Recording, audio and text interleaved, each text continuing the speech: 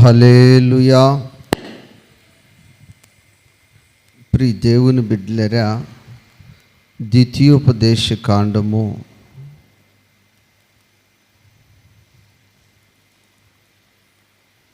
28 అధ్యాయము 1-2 వాక్యాలలో మనము చూసి చివరి మాటను మనందరము కూడా ఒక్కసారి పలుకుదాం. చివరి పదాన్ని పలుకుదాం. 1-2 వచనాలు మనం చదువుకుందాం. తదుపరి చివరి మాట పదాన్ని ఒకసారి మనం పలుకుతాం. నీకు నీ మీదకి వచ్చి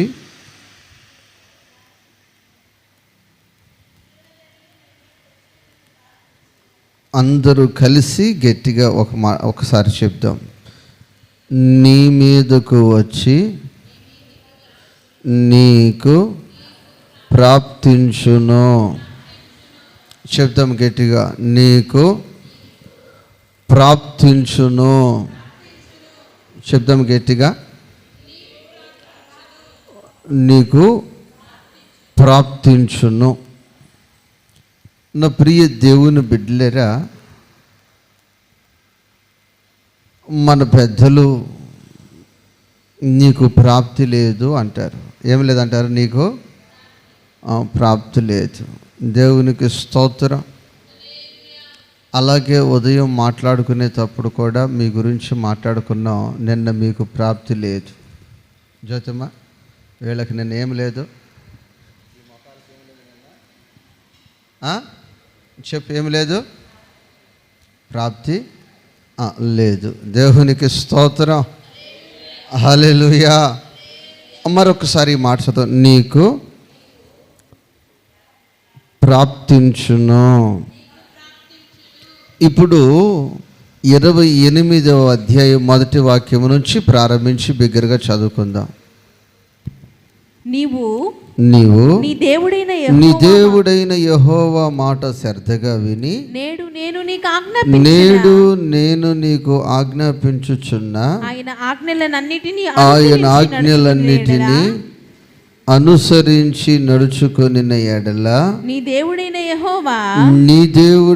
యెహోవా భూమి మీద ఉన్న సమస్త జనముల కంటే నిన్ను హెచ్చించును.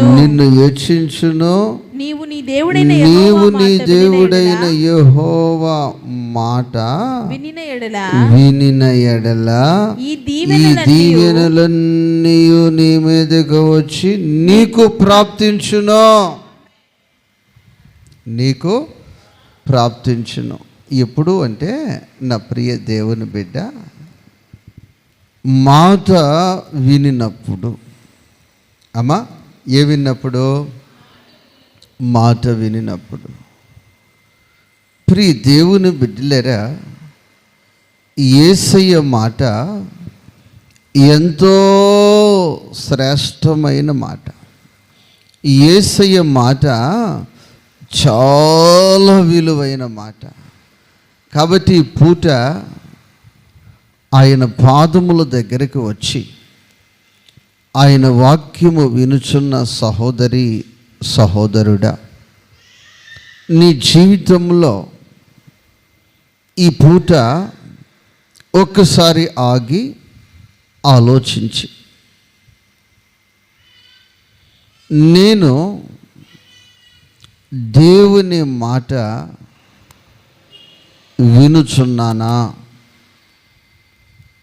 వింటున్నానా అని ఒక్కసారి నువ్వు ఆగి ఆలోచించాలి. నా దేవుని వాక్యము చెప్పింది, చిన్నపిల్లలారా విగ్రహముల జోలికి పోకుడి. ఏం చెప్పిందమ్మా? విగ్రహముల జోలికి పోకుడి. ఎందుకని ఆయన మాట చెప్పాడు అంటే, వాటి జోలికి నువ్వు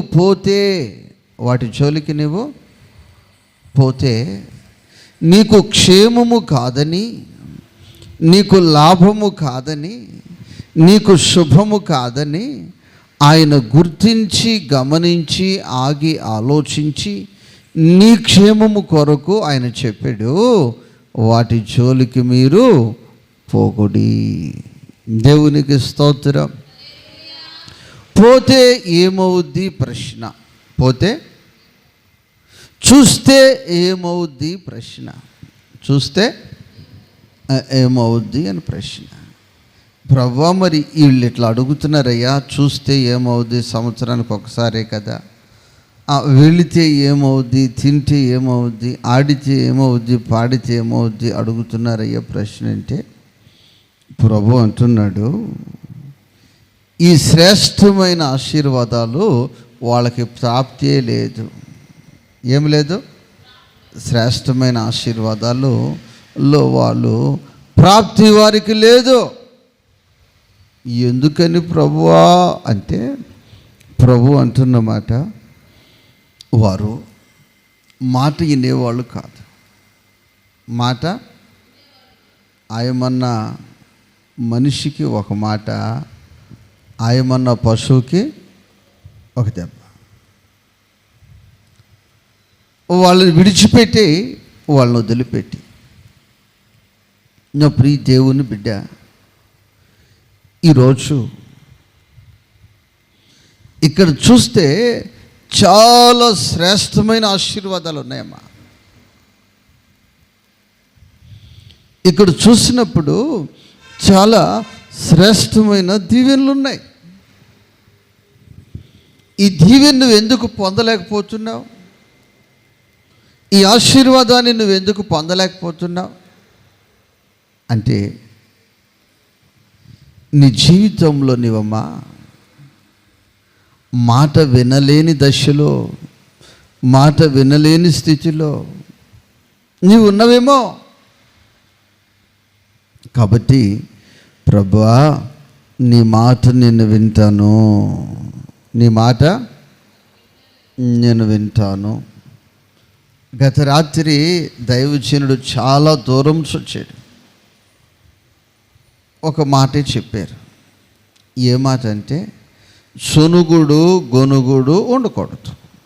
ఏముండకూడదు? ఫస్ట్ అమ్మ, సొనుగుడు ఉండకూడదు. సొనుగుడు షా షా షా షా షా షా షా, ఏమి లేదు, ఏమి లేదు. సొనుగుడు ఏంటి? సొనుగుడు అంటే అదొక జబ్బు. సనుగుడు ఓ జబ్బు. ఆ మనిషి ఎక్కడికి వెళ్ళినా ఆ జబ్బు అక్కడ ఉంటుంది. ఆ మనిషి ఇంట్లో ఉన్న అక్కడ జబ్బు ఉంటుంది.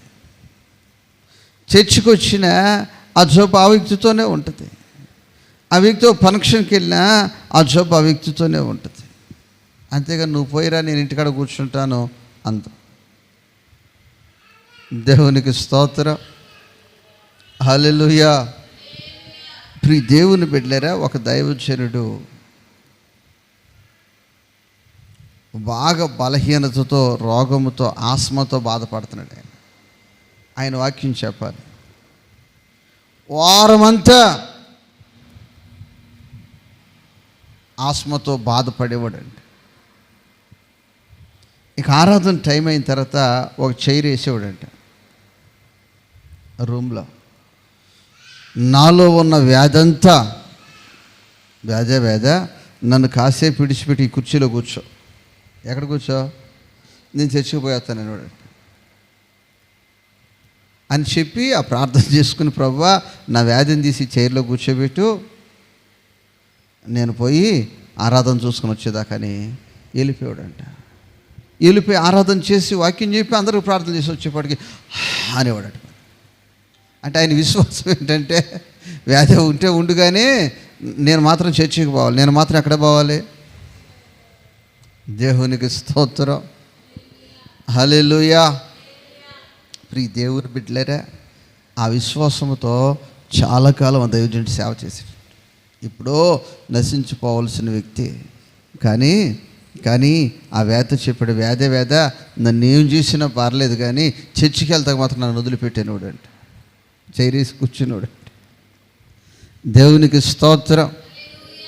హల్లెలూయా. సనుగుడు పోవాలి. ఏం పోవాలమ్మా? ఈ మనిషి ఎక్కడుంటే అక్కడ సొనుగుడు ఉంటుంది. ఏముంటుంది? సొనుగుడు. తిండి కాడ సొనుగుడే.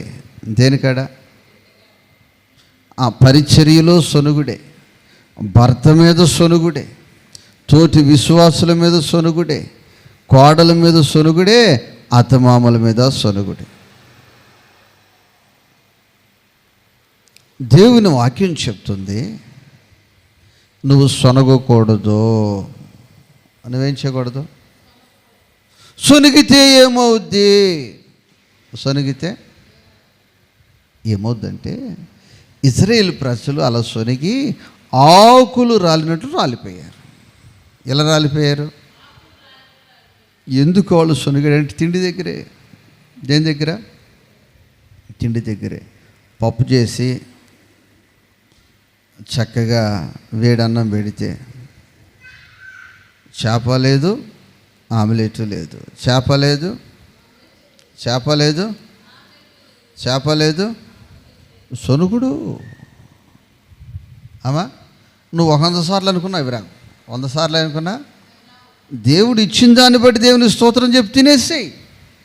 దేవుడు ఇచ్చిన దాన్ని బట్టి స్తోత్రం చెప్పి తినేసి నువ్వు పోతా ఉంటే నీ దగ్గరకు వస్తాయి. అవన్నీ ఎక్కడికి వస్తాయి? నీ దగ్గరకు వస్తాయి. అందుకే చెప్తున్నాను, ఆ ప్రాప్తి ఉండాలి. మోషే ఉండాలి, ఆ ప్రాప్తి ఉండాలి. దేవునికి స్తోత్రం. అన్నప్రియ దేవుని బిడ్డ, మరి ఈ యొక్క అధ్యాయములో చూసినట్లయితే చాలా ఆశీర్వాదాలు ఉన్నాయి. ఈ ఆశీర్వాదాలన్నీ నీ జీవితంలో నీకు ప్రాప్తించాలంటే అమ్మా, నీ జీవితంలో మాట వినాలి. ఏమేనాలమ్మా? ఇప్పుడు నువ్వు దేవుని సంఘములో మాట వినే స్వభావం నీకుందా? మాట వినే స్వభావం నీకుందా? నీ దైవజనుడు, ఈ సహోదరి, ఈ సహోదరుడు మాట వినేవారని నీ గురించి చెప్పగలరా? ఆ సాక్ష్యం. దేవునికి స్తోత్రం. హల్లెలూయా. ఒక సహోదరులు ఆలస్యంగా వస్తున్నారు. ఆలస్యంగా వస్తుంటే ముందొచ్చాము ఎట్లా ఉండాలి? ముందొచ్చాము ముందు కూర్చోకుండా వెనకొచ్చి ఆయన దగ్గరికి వెళ్ళి అడిగింది. ఏమడిగింది? ఎందుకని ఆలస్యంగా వస్తున్నావు, తొందరగా రావచ్చు కానీ. అసలు ఎక్కడోళ్ళు అక్కడ ఉంటే అసలు సమస్య ఉండదు. ఎక్కడోళ్ళు ముందోళ్ళు ముందు కూర్చుని వెనకాల కూర్చుంటే సమస్య ఉండదు.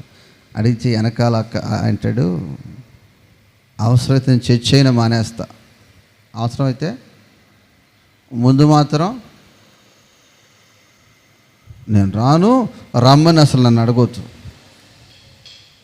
అవసరమైతే పాస్టర్ని కొడితే సమాధానం చెప్తా. ఏ సమాధానం? ఇక నా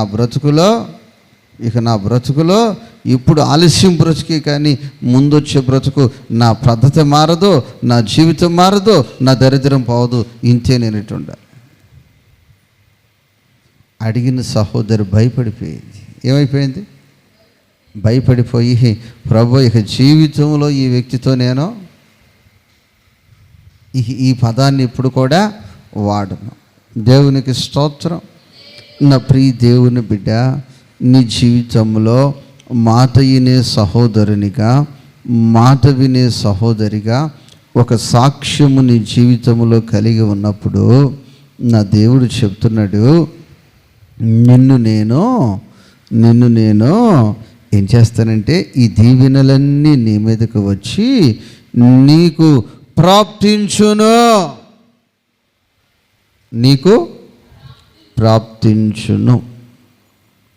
కీర్తన 16:5-6 వచనాలు చదువుకుందాం. 5-6 వచనాలు కీర్తన.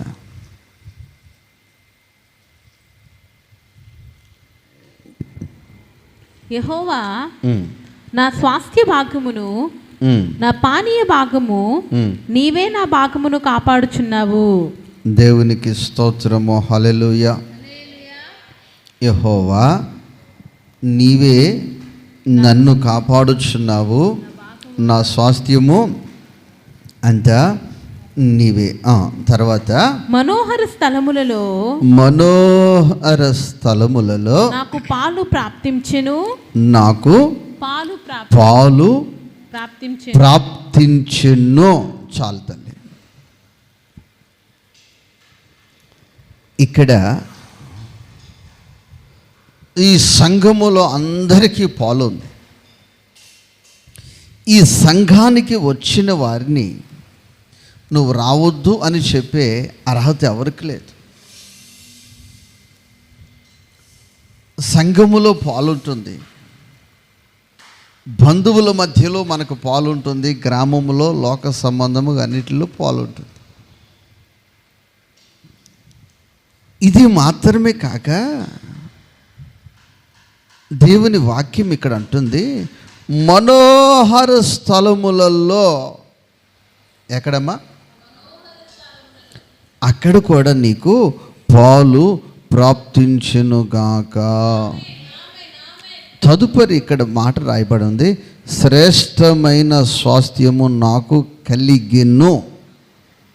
స్వాస్థ్యము అనగా మనకు గుర్తొచ్చేది ఏమిటంటే, తల్లిదండ్రులు పిల్లలకి ఇచ్చేది స్వాస్థ్యం.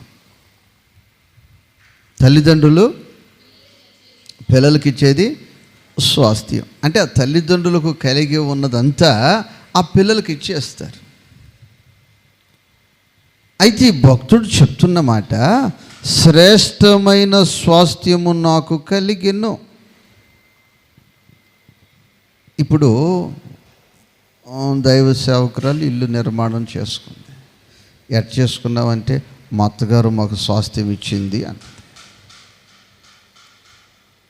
మరి ఇది శ్రేష్టమైనదా అంటే, జపాన్లో వచ్చిన భూకంపం వచ్చినా అది పగిలిపోద్ది, విజయవాడలో వచ్చిన వరద వచ్చినా ఇక అందులో ఉన్నది తెల్ల బట్టలు పనిచేయవు, నల్ల బట్టలు పనిచేయవు, ఇస్త్రీ బట్టలు కూడా, ఫ్రిడ్జు పనిచేయదు, ఇంకేమైనా ఉన్నా ఏది కూడా ఏమైనా ఉపయోగపడతాయా?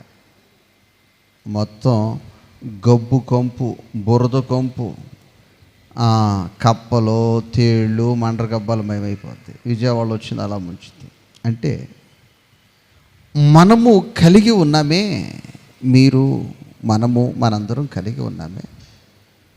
ఇది మంచిదే కానీ శ్రేష్టమైనది కాదు.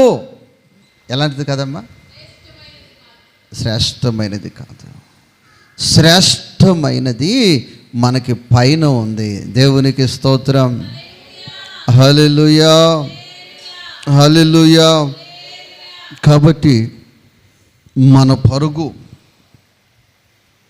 పరుగు శ్రేష్టమైన స్వాస్థ్యము కొరకు మనం పరుగెత్తాలి. దేవునికి స్తోత్రం.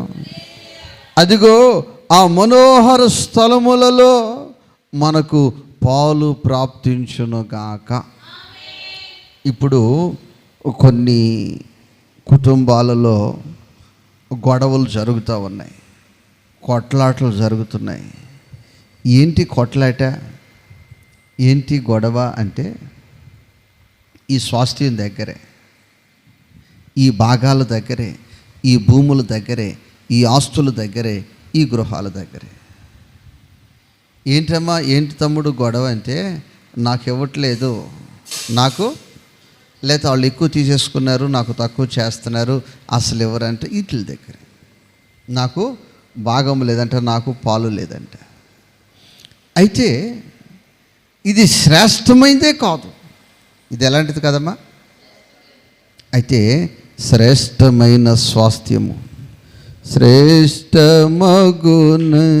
స్వాస్థ్యము కొరకై మేఘమందు రానయునా, శ్రేష్టమగున స్వాస్థ్యము కొరకై మేఘమందు రానయునా, ఆ గడియ ఎప్పుడో ఎవరికి తెలుసు, అంతమరకును భద్రపరచు. హల్లెలూయా.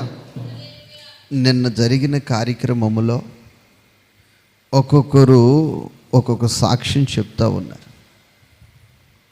ఈ సాక్ష్యము వినినప్పుడు ఈ వ్యక్తి ఎక్కడ ఉన్నాడంటే మనోహర స్థలములలో ఈ వ్యక్తికి పాలు ప్రాప్తించును అని అర్థమైపోతుంది.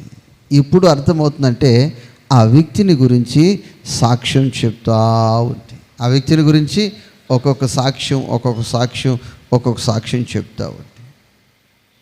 ఈరోజు నీ జీవితంలో ప్రియ తల్లి సాక్ష్యమును సంపాదించావా?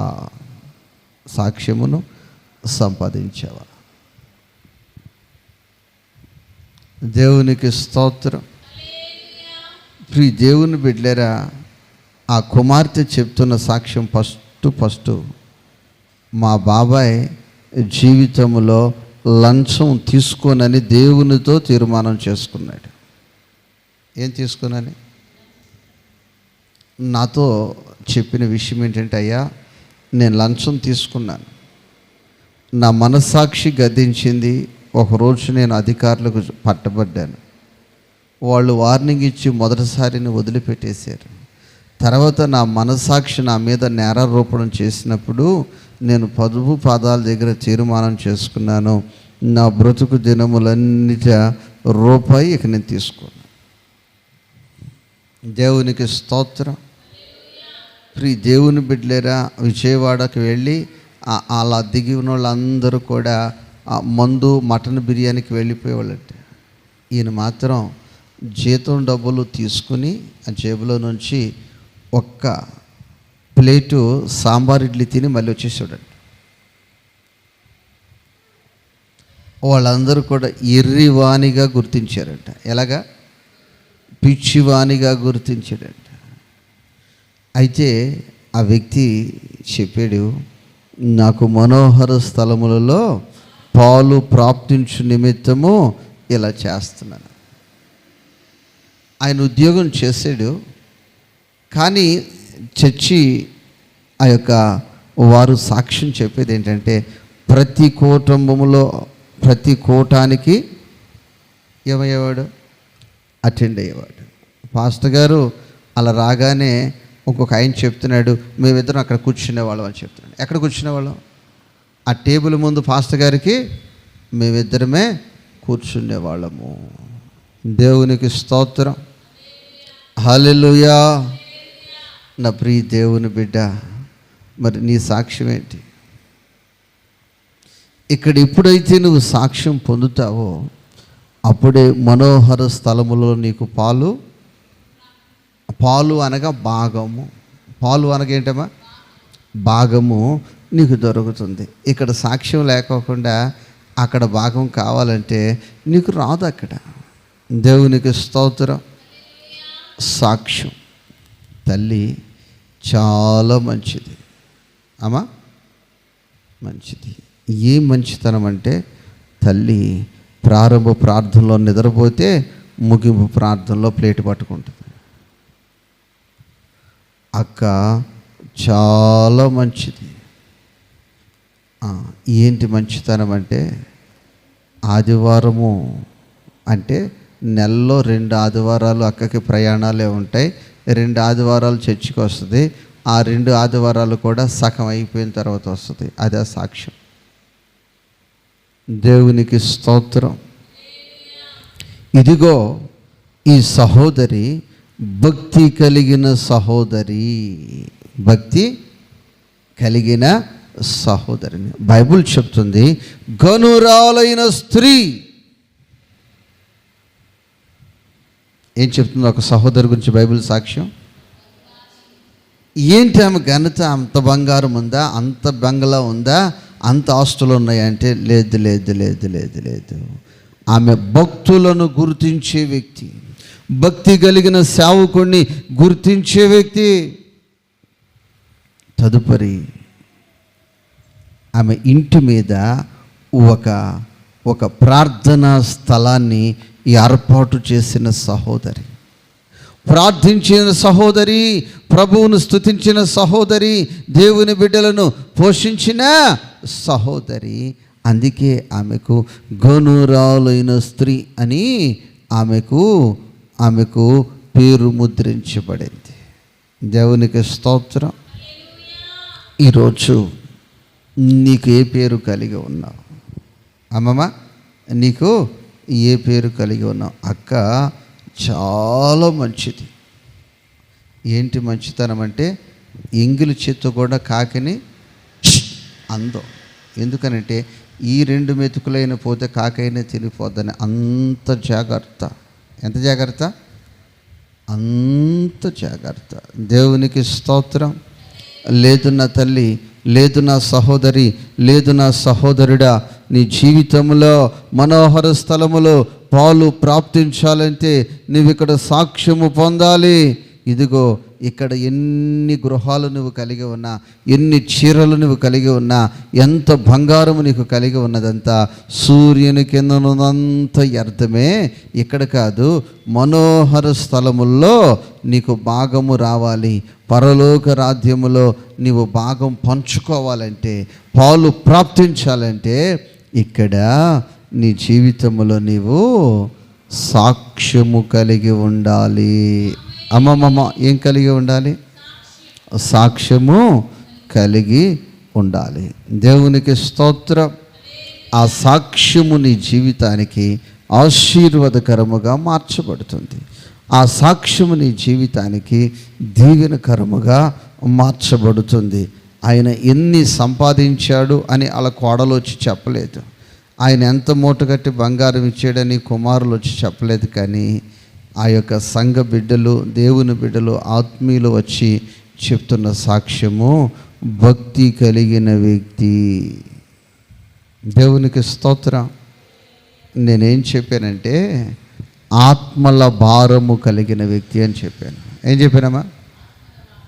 అమ్మా, అయ్యో సువార్త ప్రకటించిన ఎడల నాకు శ్రమ, సువార్త ప్రకటించవలసిన భారము నా మీద మోపబడి ఉన్నది. అలాంటి భారము కలిగిన వ్యక్తి అని చెప్పాను నేను. దేవునికి స్తోత్రం. మనతో ఎంతో దూరం తిరిగాడు. కొన్ని ప్రాంతాలకి సువార్తకు పరిచర్యకి వెళ్ళినప్పుడు అక్కడ పిలిచేవారు లేరు, అక్కడ వినేవాళ్ళు లేనప్పుడు ఇక్కడే అన్నం చేసుకుని, మరి మజ్జిగ కూడా లేదు, ఆ యొక్క నిమ్మకాయ పచ్చడి అంత పెట్టుకుని వెళ్ళి ఆ సువార్త చేసి అది తిని మరలా కొంత సమయం సువార్త చేసి తిరిగి వచ్చిన దినాలు ఉన్నాయి. దేవునికి స్తోత్రం. ఇప్పుడు కూర రుచి దక్కేసరికి గొనుగుడు. ఏంటమ్మా? గొనుగుడు. ఏంటమ్మా గొనుగుడు అంటే? నవ్వలేను మొక్క అనుకున్నాను, తీరా చూస్తే మొలకాయ మొక్క. ఏ మొక్క? అది గొనుగుడు, అది సొనుగుడు. లేదు ప్రియ దేవుని బిడ్డలారా, మనకిది శాశ్వతమైనది కాదు. మనకి శాశ్వతమైనది పరలోక రాజ్యం. దేవునికి స్తోత్రం. హల్లెలూయా, హల్లెలూయా. నీ మాటకెంతో శక్తి ఉందయ్యా, నీవు మాట పలికితే మహిమలు జరుగునయ్యా. నీ మాటకెంతో అందరూ ఉందయ్యా, నీవు మాట పలికితే మహిమలు జరుగునయ్యా. యేసయ్యా,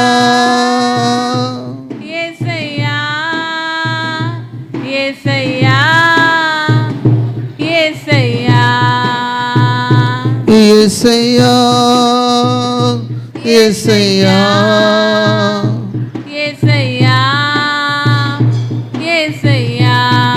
హల్లెలూయా.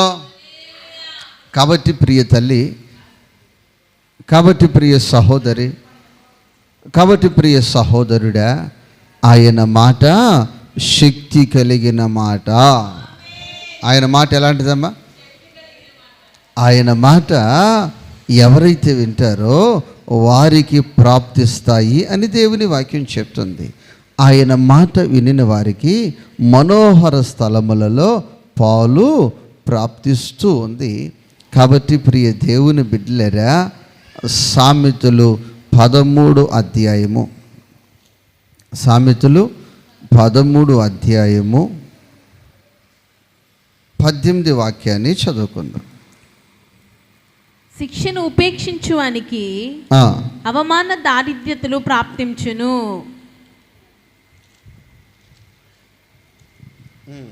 గద్దింపును లక్ష్య పెట్టువాడు ఘనతనందును. దేవునికి స్తోత్రము, హల్లెలూయా. ప్రియ దేవుని బిడ్డలరా, ఇక్కడ శిక్షను ఉపేక్షించువానికి అవమానము, దరిద్రత ప్రాప్తిస్తాయి. ఎందుకు వస్తుంది దరిద్రత? ఎందుకు వస్తుంది ఈ దారిద్ర్యము? ఎందుకు ప్రాప్తిస్తుంది అంటే, నీ జీవితంలో నువ్వు శిక్షించబడటానికి ఇష్టపడట్లేదు. అయితే ఎవరైతే వాక్యానికి గద్దింపుకి లోబడతారో, ఆ వాక్యానికి కట్టబడతారో, ఆ గద్దింపుకు లోబడతారో, వారు ఘనపరచబడతారు. దేవునికి స్తోత్రం.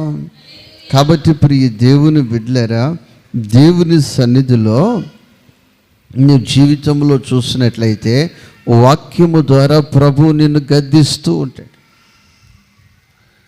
ఆ గద్దింపుకి నువ్వు లోబడినట్లయితే, అవును కదా, నా కొరకే కదా, నేనే కదా సొనిగేది, నేనే కదా గొనికేది, నేనే కదా మాట వినుకోకుండా నా బ్రతుకులో నా మనసుకు నచ్చినట్లు నేను వెళ్ళేది.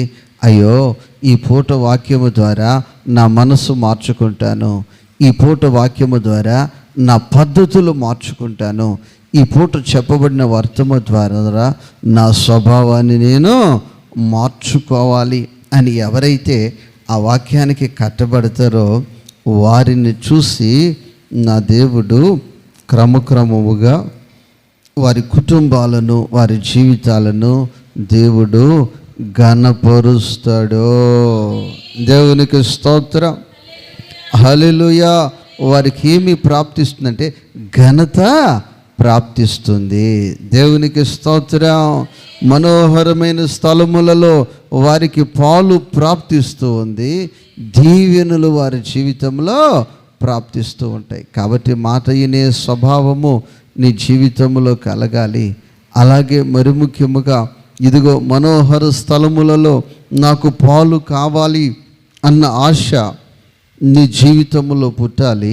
మూడవదిగా నా ప్రియ దేవుని బిడ్డలు చూసినట్లయితే గద్దింపుకి లోబడే అనుభవాలు నీ జీవితంలో, వాక్యానికి లోబడే నీ జీవితంలో కలిగి ఉందువుగాక.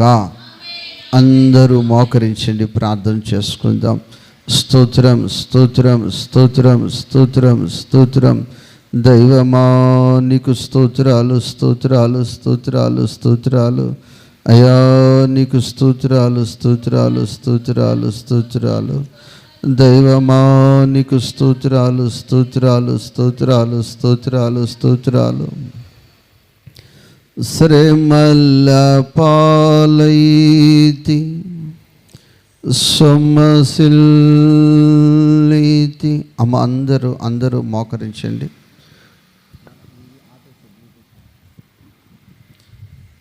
సిలువకు నే చేరితి, శ్రమల పాలైతి సొమ్మసిల్లితి, సిలువకు నే చేరితి. శ్రీకరుడా